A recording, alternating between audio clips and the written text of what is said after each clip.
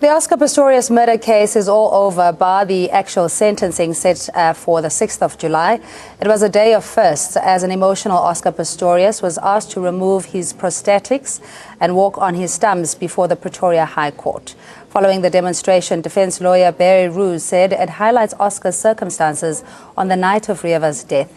However, Nells for the state argued that proper weight must be afforded judgment in the serious crime of murder. As such, Roos said a pity would play no role in the handing down of sentence.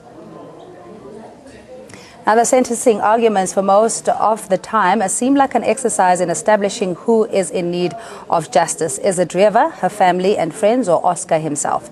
The verdict on sentencing hopefully will be able to unravel the complexities with the aid of principles of law. We're joined by Michael Apple, who had been following the case since it started, and we'll get more reaction from you. And in studio, we also have Kabelo Siabi. He's a criminal lawyer. You at home are most welcome to give us a call on 011-542-2186. You can tweet at ANN7. Gentlemen, thanks so much for joining us. Michael, just looking back at when this case started, I mean, it had the glare and the spectacle of international media very much intrigued on the nature of who Oscar Pistorius is. And 3 years down the line, do you think that justice is being sought more for Reeva or more for Oscar? Well, there's no running away from the fact that when this all started, I mean, the world only knew one side of Oscar Pistorius. That was the Paralympian, the fastest man with no legs. He was South Africa's golden boy. And then this happens, this tragic incident. He's charged with premeditated murder. And then there's this narrative in the public that he intentionally killed Reeva. And so much of what was said in court today was around countering this public narrative and looking at the objective facts before the court and the findings of both the trial court and the Supreme Court of Appeal. And that's what the defense looked at today, saying you have to balance retribution with and tamper that with mercy. And of course, it's a very delicate balance that Judge Masipa is faced with. You have to send an appropriate message, an appropriate sentence that sort of satisfies public outrage, yet also looks at the victim's family and then, of course, at the offender himself. Yeah. And Kabelo, this case having been broadcast internationally have created that keen public interest and scrutiny, essentially putting the South African judicial system under the microscope. And now, as we come to its finality, how do you think the judicial system is perceived, just based on the development so far? The fact that the cameras were let into court was a positive in our country, in a sense that the administration of justice and how justice unfolds, it's not something that your ordinary South African is familiar with. And the fact that on this case, there was an opportunity for the ordinary man in the street to look and perceive exactly how the administration of justice unfolds in our courts was quite a positive in that sense. Okay, let's just look at today's developments with the Oscar's legal counsel portraying a man who is vulnerable, who only stands 1.5 meters tall, who on the fateful night was under the impression that they are intruders, that they were facing imminent danger, and he wanted to protect his girlfriend, and unfortunately, subsequently ended up killing her in the process. So what does this do in mitigating of sentence, considering that we're now looking at duelist directors as opposed to duelist eventualis? Well, let's look at what Barry Roos went through today. I mean, he had to paint Oscar Pistorius and highlight his psychological state of mind. Where we find Pistorius now in the sentencing phase, it's all about considering Oscar Pistorius, the offender, and how much his state of mind should play in the mind of the court. And we had extensive testimony from Professor Jonathan Scholz, the clinical psychologist who argued in mitigation for the defense around post-traumatic stress disorder, generalized anxiety disorder, excessive trauma, agoraphobia, fear of open spaces. He also touched on the fact that that there has been a trial by the media. In essence, it's been character assassination on a grand scale. He says there's been a campaign of misinformation that's been peddled by the media during this entire time. He says no other accused has ever faced such an onslaught, and it's been telling on Oscar Pistorius. He has paid, since he fired those shots, socially, publicly, financially, mentally, and as we can see from the images of Oscar Pistorius, physically. Is this mitigating circumstances adequate, in the sense that Barry Rue also saying that you need to look at the person's moral blameworthiness, that it's a first-time offender, and you could argue that he did not intentionally want to kill Reeva, and that on the night itself things just went horribly wrong? The court, in arriving at an appropriate sentence, has to look at three factors. The first is the personal circumstances of the accused. The fact that the accused, Mr. Pistorius, has got a disability, it's something that the court will not be able to look past. It will have to be considered when the overall circumstances, his personal circumstances, are considered by the court. Now, the second area that the court will look at is the seriousness of the offense. When you get to that examination of the seriousness of the offense, clearly the blameworthiness of the conduct of the person to be sentenced is to be looked at. Now, in this particular case, Mr. Pistorius has been found guilty of murder, but the form of intention that he has been found guilty of in the murder charge is that of dolus eventualis. In simple layman's language, one could say that it's where you act with reckless disregard of the harm that would result. And that is what he has been found guilty of. And that carries less blameworthiness than where there is premeditation or planning of the offense. And that is something that the court in this instance is going to look at. And in my own view, probably the fact that he's got a disability, the fact that he has got also the sentence that he has already served. He has already been in custody for a year, as well as the fact that the form of intention in the murder is dolus eventualis. These are likely to be found by the court to be substantial and compelling circumstances in arriving at a sentence. And if the court finds that there are substantial and compelling circumstances, the court can depart from the minimum sentence of 15 years and give him something less than 15 years. All right, let's get a view from Mike, who's calling us in the Northwest. Thanks for calling, Mike, and what's your question or opinion? Well, I mean, it's not my question, it's what my opinion is. Correct. Go ahead. All right. Look, I don't condone what he has done. Oscar Pistorius have done a horrible thing, and he was found... Oh, sorry, Mike, your line, we just got cut off there, but we heard that he doesn't condone what he has done, but I sense that there's obviously a compassion just from the circumstances. Mike, are you back with us? Yeah, I'm back with you. Can you hear You're listening? me? Yes. As I said, I mean, whatever he has done, he must get punished.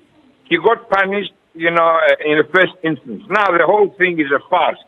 Can't you understand that it's all for TV? Enrichment, millions and millions of rands, have profited from various organizations through his past of, it's like a soap opera now, you understand?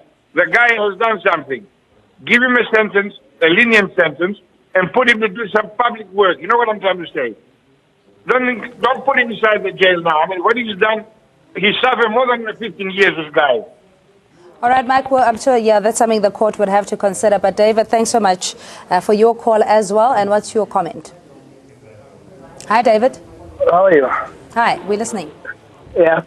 I think it's a sad day for South Africa. Once a golden boy of South Africa is in this trouble. I was watching the whole day.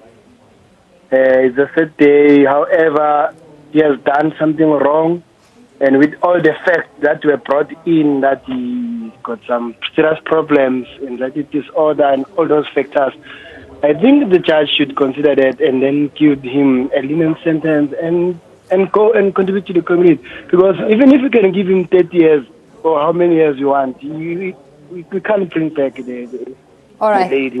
Thanks so much, David. Has Barry Rue or the defense established Oscar Pistorius essentially as a victim here? Because he argued that Oscar is no flight risk, but in that instance, he had reacted in a fight as opposed to flight mode. And this is a first offense. He had taken responsibility in the sense that he had lost the person that he loved so dearly at his own hands. Is Oscar being successfully portrayed as the victim here? Very difficult to say. It's certainly the role of the defense counsel here to try their best to get the most lenient, a lenient sentence for their client, let's put it that way, and they're going to pull out all the stops to do that. Is Oscar being portrayed as the victim because of the massive media scrutiny around the trial? The media was instrumental in building Oscar Pistorius up when he was an athlete. That's instrumental in building him up as the international superstar that he became. And being a celebrity, a side spin-off of that, an unintended consequence is the media. But yes, the media were very quick to vilify and in a sense crucify Oscar Pistorius when the news came through. So it's a very difficult, it's two sides of a coin that, you know, the media was instrumental in building him up, but just as instrumental in crucifying him. Yeah, I mean, the defense, as you said earlier, they're deploying this tactic that he has suffered adequately enough, and particularly in mitigating what Barry Steenkamp, Reeva's father, the impassioned statement that he made yesterday. Do you think this is the defense's tactic? In other words, not to nullify, but to lessen the impact of that victim impact statement? Gaben. I think perhaps let me start by giving a statement that one often hears, that in arriving at a punishment in court, the punishment must fit the particular accused who's before the court. It must reflect the seriousness of the offense and must be fair to society. So in coming to that conclusion of having a fair sentence, obviously the court must deal with the person who is before it, look at all his human weaknesses, look at what his conduct was and how he behaved. And that is what the defense was trying to put before the court, so that the court must look at the accused as a human being with the particular circumstances.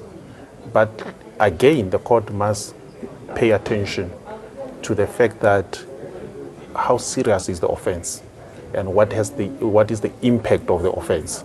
And that's how you came to see that the father of Reeva was called to come and tell the court what was the impact of the offense and what has been the burden that has been put on the victims or those who were close to Reeva. And in coming between those two, the personal circumstances of the accused, seriousness of the offense, and obviously the court must punish the offender on behalf of society. All right, so we'll continue our discussion. Let's quickly take a call. Darius, hello to you, and thanks for holding. What's your comment? Yeah, my comment is Oscar, I think, being a disabled does not actually, his condition does not justify the seriousness of the offense he committed. I think if we link the two, then there won't be fair justice actually to women in South Africa. I really think it should be looked at correctly. The two should be differentiated. All right. Thank you so much. Thank you so much, Darius. And of course, finding that balance, as you were saying, that justice is a wholesome exercise and that needs to serve society.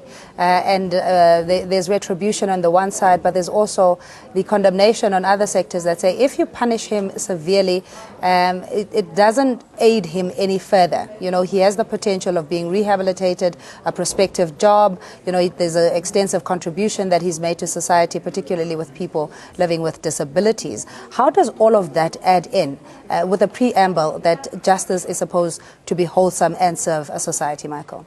Well, Barry Roo brought that up. He said, you know, too harsh a sentence that actually breaks the offender, nullifies the intention of incarceration, which is to rehabilitate.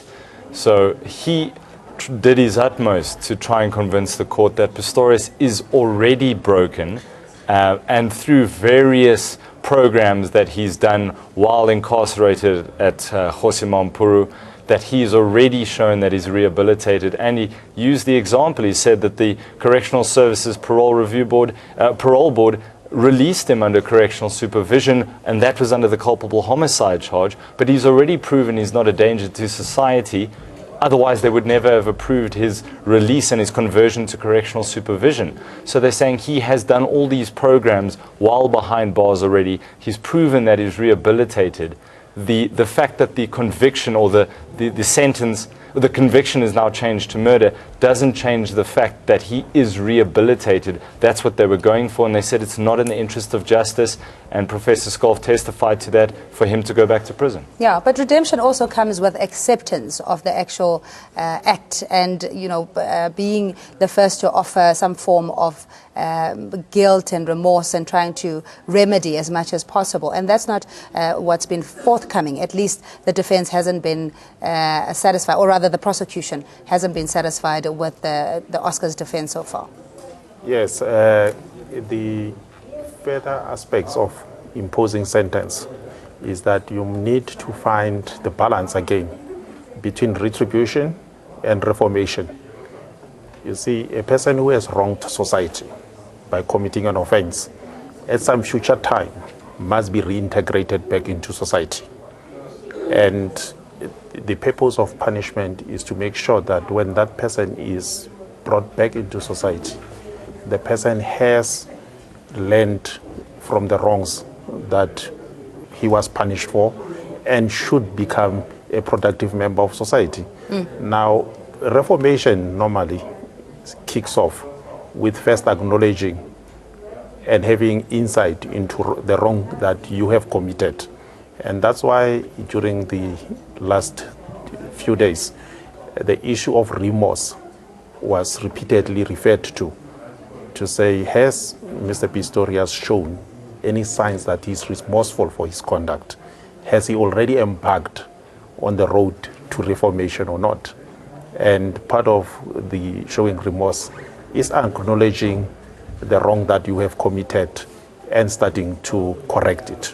Okay, we invite Debbie Howers, who is a clinical psychologist. Debbie, thanks for joining us as we reflect on the third day of the Oscar Pistorius sentencing trial. The issue about remorse also has to be whether it's the consequences of your actions that you're remorseful for, or is it because you had been caught? And I'm not sure if the defense had been able to satisfy that particular question, considering there had been three defenses submitted by the Oscar camp, as it were. What kind of a person would deny, especially the families, in admitting and giving the details of what's going on or what happened on that day? Denying the details. Yeah. In other words, coming clean from the get-go to say, look, I take responsibility, and not to have this conflicting response in the sense that you regret being caught, as opposed to regretting the actions that led to the death of Reeva in this case. I think also what's happening is that there is a discrepancy between the conscious way that a person reacts compared to the way a person unconsciously reacts. And often we unconsciously are very reactive, and we do things sometimes based on our conditioned responses that we've been taught to do. So the conscious way of expressing self is often very different to what the unconscious reactions are. It's often like people that have got addictions, they will have remorse, they will say that I don't want to do it again, and they will, all that kind of thing. But when the time comes, that instinct hasn't really been addressed. Yeah, and I think that's the difficulty, Michael, in deciphering between whether Oscar is really remorseful because he believes, and only he can tell for sure, the sequences of events, whether it was intentional or unintentional. And that, do you think that the court has satisfied, or the prosecution had satisfied, the intent vis-a-vis the reaction to what he thought was an imminent threat? Well, Nell hammered this home today, and he said, Oscar says he's sorry, but sorry for what exactly? Sorry that Reeva's gone, sorry that it killed her, does he feel sorry for himself? What is the sorry for? And he says that Oscar's never come out, and this is now Nell's statement to the court, he's never come out and said, I'm sorry for murdering Reeva. He said, I'm sorry, I fired the shots, I believed she was in the bedroom, but Nell wove the narrative that you have never actually come out and openly said in court, I shot and killed and murdered Reeva Steenkamp. You've never taken responsibility for that. So what is it self-pity? Is it self-loathing now? What is that sorry that you're sorry for? Is this a lack of remorse that the court would consider, or would they perceive it as such? The problem that Mr. Pistorius faces is the fact that during the trial itself, he has not really come clean. As the court found in his judgment, as well as the Supreme Court of Appeal found, that he was not a very convincing witness. He did not come out at any stage and say, I have now realized that which I have done is wrong. And that's where the remorse comes in. It's where a person says, I now have gained insight into my conduct, and I accept that the conduct is wrong. And Mr. Pistorius has not yet, up to now, come out with that clean statement to say, I accept that which I did was wrong. So Debbie, not to labor the semantics, but in terms of remorse, how it's expressed, particularly for the legal requirements, the attributing factors to his personal demeanor and circumstances, deeply depressed, a vulnerable, broken man, is this also partly why he wouldn't articulate in the way that the court requires to say, I'm sorry for taking or killing Reeva or murdering her, as opposed to saying, I lost somebody at with my hands, and I'm sorry for firing the shots. Psychologically, what happens in the mind of Oscar, for him not to be able to articulate these words? Because remember, the unconscious mind has the logic of a child. And if a child has to admit doing a misdemeanor, it will always try and be on the defensive, and it will always try and pass the blame and not really admit to it. So it is an indication of unconscious guilt, which does start to make the person go into denial. And if he's in that denial, he might not even be able to admit it to himself. Okay, so can we then, to be fair to Oscar as well, to say because of his condition he's unable, he just doesn't have the emotional strength or mental ability or whatever it is for him to take that kind of responsibility? Is it just too much? Is there a threshold in terms of the human psyche as to what you can or cannot admit to? Or is this a special condition? Because also he's living with a lot of trauma and a lot of fear. And often that fear will often exacerbate his ability to tell the truth, because he's been through such a lot of the consequences and pending further consequences. Yeah. So that fear will also, potentially limit his expression of the truth. Yeah. Michael, do you think this came across adequately, not only with the psychologist's calls earlier, and of course that the defense had completely refuted, in the sense that Oscar is not as vulnerable or a pity that he deserves mercy. It has to be according to justice. Can Oscar be treated in that particular way, or is this a peculiar case for the court to consider? Well, it's certainly a peculiar case, but I just want to pick up on what Nells said regarding Pistorius' state of mind and the fact that he was not willing to come to court to testify in mitigation of his own sentence, yet he mentioned the ITV, the exclusive world interview that he gave to ITV. And he said, here's a man who has not adequately offered a version to the court. The trial court rejected, said he was a poor witness. Supreme Court of Appeal rejected his version of events. And then he goes and gives an interview to say what really happened that night. And this will air on the 24th of June. And it was supposed to be after sentencing, but of course we know that's only on the 6th of July. But Nell at least put it in the mind of the court that he wasn't willing to come here to testify. Professor Scholes said he would have hospitalized Oscar due to his condition, yet he's giving TV interviews. He said it's disrespectful to the court and it's disrespectful to the deceased.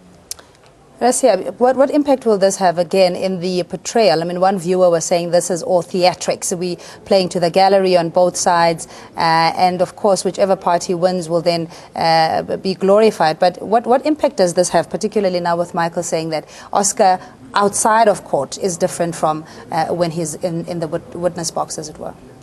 Clearly, it is not going to stand him in good stead that he failed to testify. He should have testified. If he had taken the stand in court, and he had told the court that I have now reflected on this matter, and now I wish to tell the court that this is the version of the truth of what happened that evening. That is something that could have been a positive to him.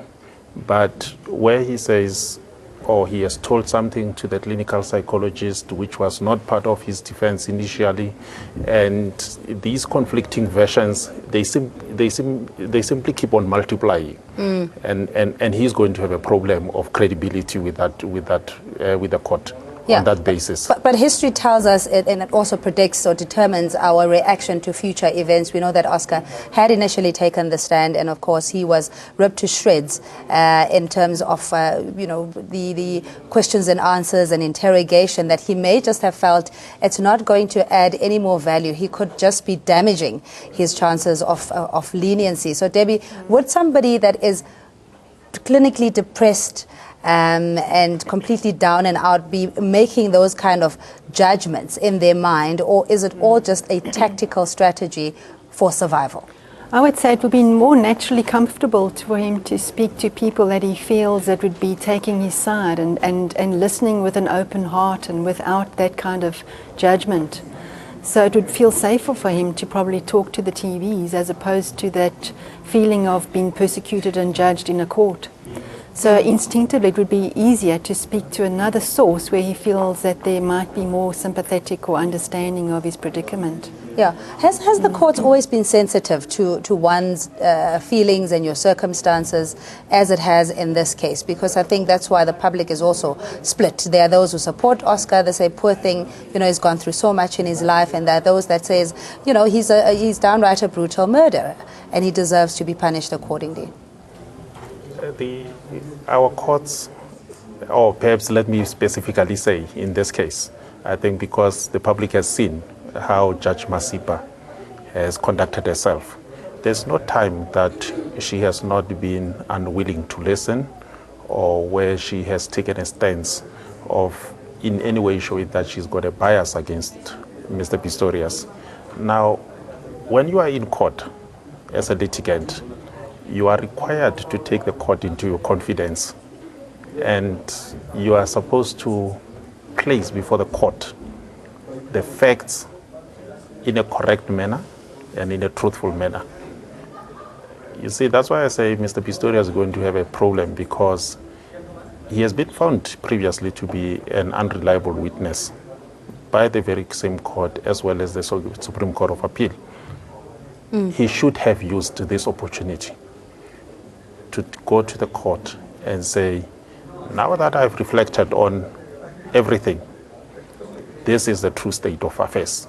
And he would have had a very sympathetic court to listen to that. What do we make of what Nell was saying, that mercy cannot replace justice? So you can come bellowing your eyes out and asking for clemency or leniency, but the fact of the matter is that the crime needs to fit, or the punishment needs to fit the crime. Well, he was at lengths to explain case law and previous sentences handed down by the court, saying sympathy mustn't be conflated with mercy by the courts. Pity and sympathy is not necessarily mercy. So looking at the personal circumstances of Oscar Pistorius, we have a clean slate as the trial court in sentencing, and you need to start at 15 years. You are duty bound to start at 15 years. And he says if you had to deviate under the substantial and compelling circumstances, to deviate from that minimum of 15, we are still pushing for a lengthy prison term. And don't be fooled by the sympathy card that the defense is trying to use. That is what Nell was pushing, saying there are many instances in the past where sympathy should not be weighted as heavily on the mercy side. Yeah, but I mean, I think as South Africans, very compassionate, warm, receptive, acceptable, accepting people, that maybe that is the point that we cannot make peace with. The fact that, yes, on the one side, here's a man who's broken, etc., and he might just have to spend the rest of his life in jail. I mean, Debbie, for the victim's family especially, they want justice to be done, and rightfully so. Barry Steenkamp came out and say, they have forgiven, but Oscar must pay for his crime. And yet, I'm not even sure if that would be enough in terms of closure for the family. I mean, what kind of support do they need from the courts and generally? Yeah, because as it is setting a precedent, as you say, for this case, for the future, because you don't want to feel that that there aren't going to be consequences given in that way. And but at the same time, for Oscar himself, if he does get that long-term prison case, it's important that he does get that healing on all levels, on a much deeper level, as part of that program, to cover his own emotional states of support that he will need. Yeah. But at the end of the day, consequences are always required where there is something that's, a threat to society or himself in some ways that could repeat. Sure, but can we say that sympathy is a weak defense or asking for mercy? Because if you look at his public outbursts, if you will, at the Tasha's incident where he had, given the gun to somebody else to take responsibility, the shooting through the sunroof, etc., is the defense here winning the whole argument, the strategy of looking for sympathy? Because there are certain flawed elements of that particular defense. The court is going to look at all the circumstances, all the personal circumstances. You must remember that when the court also evaluates the circumstances, it must be mindful of the fact that someone has lost their life. And life is one of the most important things that one can have in this world. And there is no way of replacing it or restoring it. Now, the fact that one appeals for sympathy cannot remove from the court's view that somebody has lost life. And perhaps this is something that has been an oversight in this case, that the focus had been largely on the technicalities of it, the forensics of the event. And Barry Steenkamp really bringing it back to say, just a gentle reminder, there's a person behind the name Reeva Steenkamp, somebody who had aspirations and dreams, somebody who is loved and is missed by her family. And for us to then get the graphical visuals of what she had gone through, the fear, and the circumstances, we need to have the evidence in the public domain. Do you think this is something that had been missing all along, Michael? Well, I think Nell put it very plainly today. He said, Reeva Steenkamp lost her greatest asset, her life. She will never walk into this courtroom. She is dead. The accused murdered her. He put it very plainly, very deliberately. He put that in the mind of the court, using that language on purpose.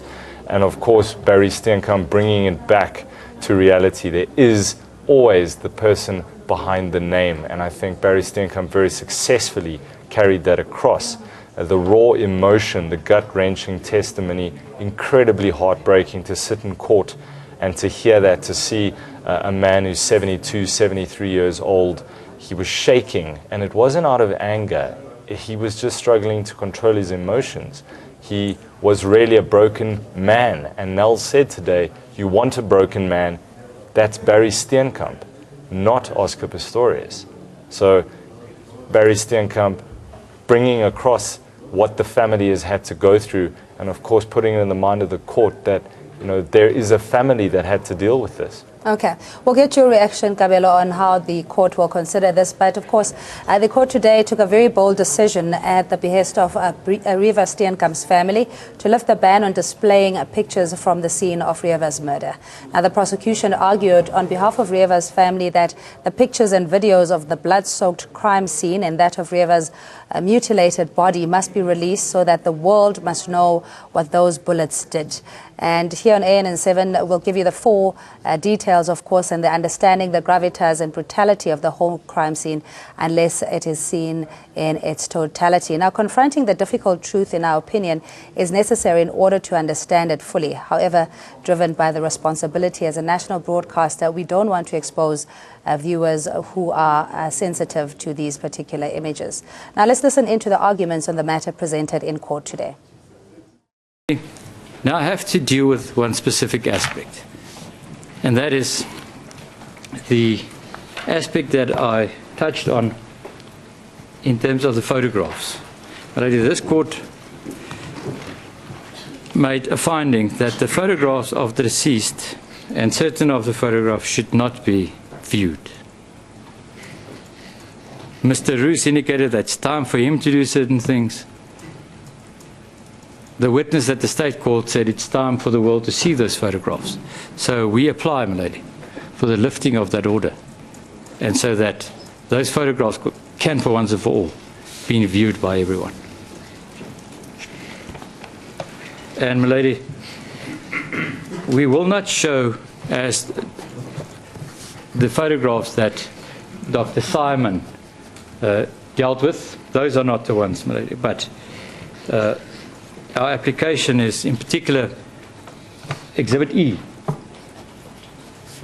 and it's photograph numbers 135, 136, 137, 138, 139, 140. I have, my lady, in the break, I had a consultation again with the parents. I have shown them the photographs, and they asked me to bring this application serious, to bring a serious application for this order. The order that we seek, my lady, is that the court will allow those photographs to be made available publicly. Yesterday, Reeva's father, Barry Steenkamp, asked for the pictures to be made public. Let's take a listen to this. A lot of people will disagree with me and think that I'm callous or whatever it is. But what I would like the world to see are the wounds inflicted onto Reeva and the pain that she must have gone through, so that the world can see this and most probably distract people who are thinking of that type of deed to stop them in future. And this is why I ask if something like that could be shown to everybody. Just your reaction on the importance and significance of showing the public and mutilated images of Reeva Steenkamp, Resia. I think if one follows the words of Mr. Steenkamp, he's trying to rebut the desensitization that happens where a victim of an offense is merely taken as a statistic and is not looked at as a human being. And I think the showing of the pictures is intended to bring it to the eyes of the public to say, this is what crime actually looks like. This is what a person who has been a victim of murder, this is what it would look like. And Michael, had it been admissible in court previously in showing the graphics? I mean, we've seen the crime scene and the forensics, you know, the blood trail, etc., but it hadn't been as graphic as now proposed to display. Well, I was sitting in court on the day that gunshot wound that she sustained to her head was shown in court. It was broadcast on screens in the court and outside to the overflow court. And Nell was busy speaking to Oscar, who was on the stand. We had just watched the YouTube video of him shooting at a watermelon that exploded. And he said, "Can you remember what she looked like? Take a look." And then this image went onto the screen, and it wasn't just flashed on the screen, and it was kept up there for about a minute until Judge Masipa asked, "Okay, that's enough, take it down."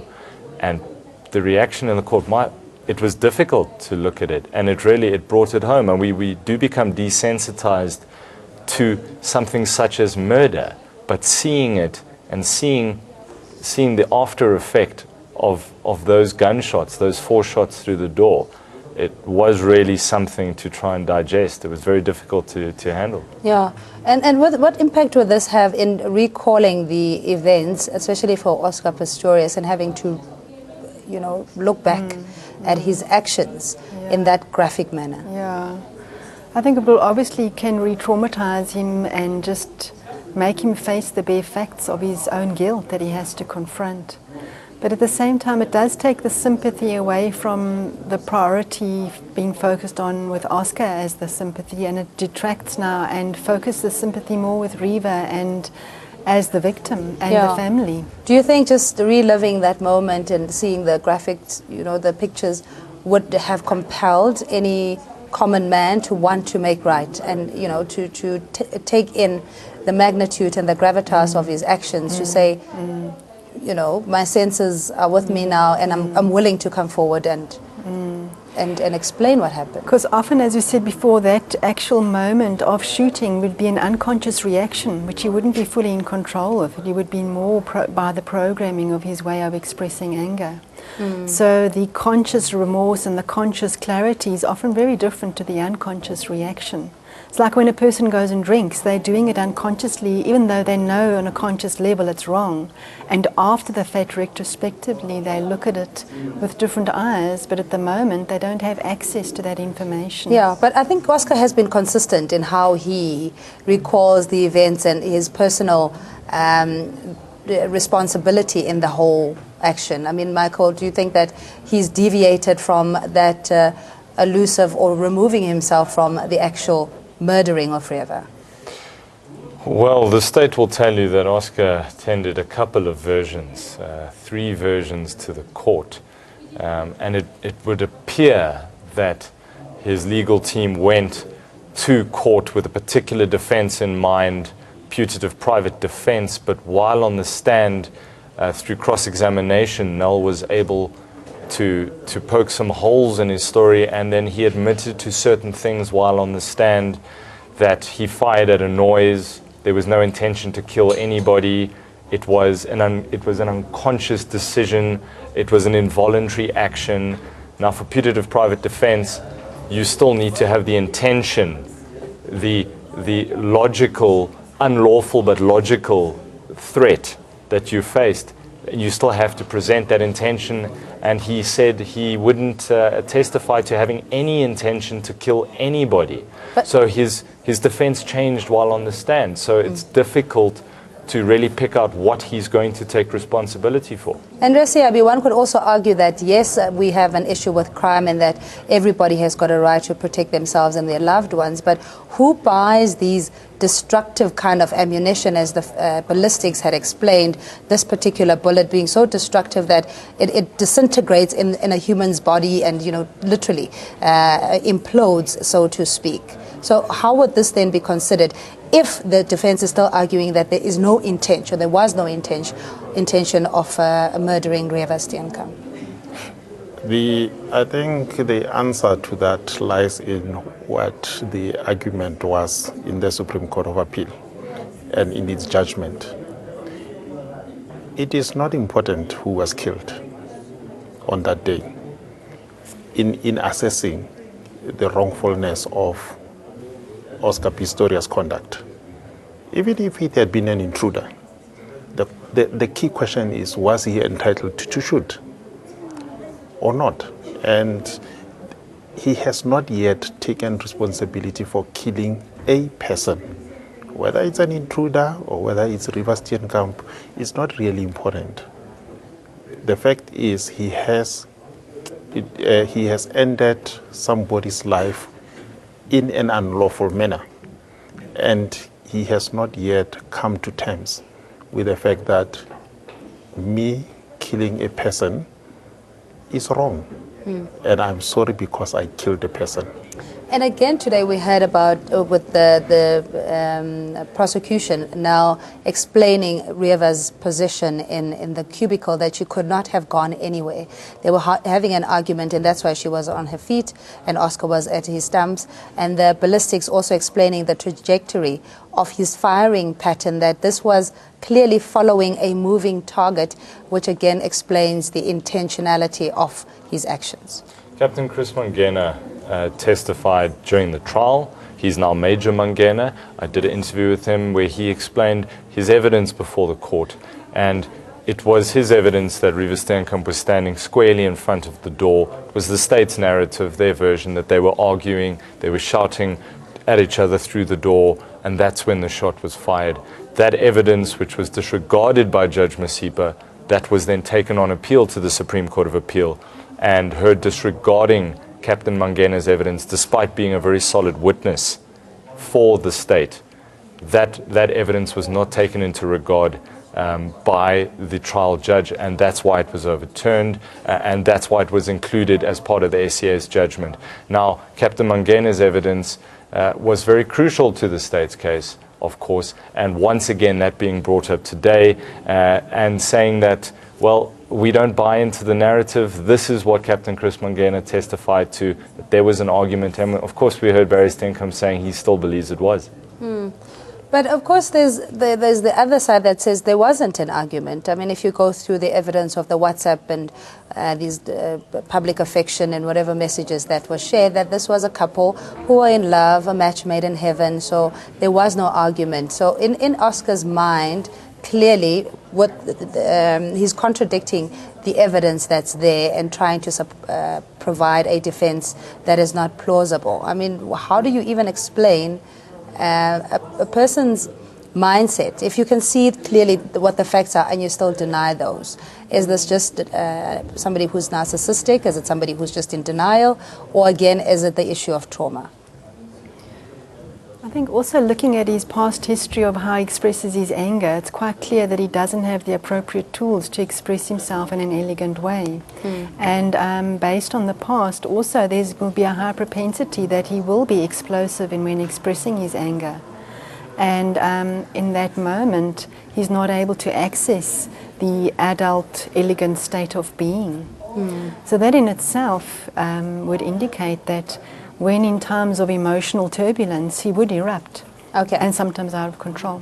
All right, just final comments from you, Rhea Siabi, in terms of which way, of course, this is all speculative, which way the court is likely to lean, particularly with the history of Judge Masipa that this case has enjoyed.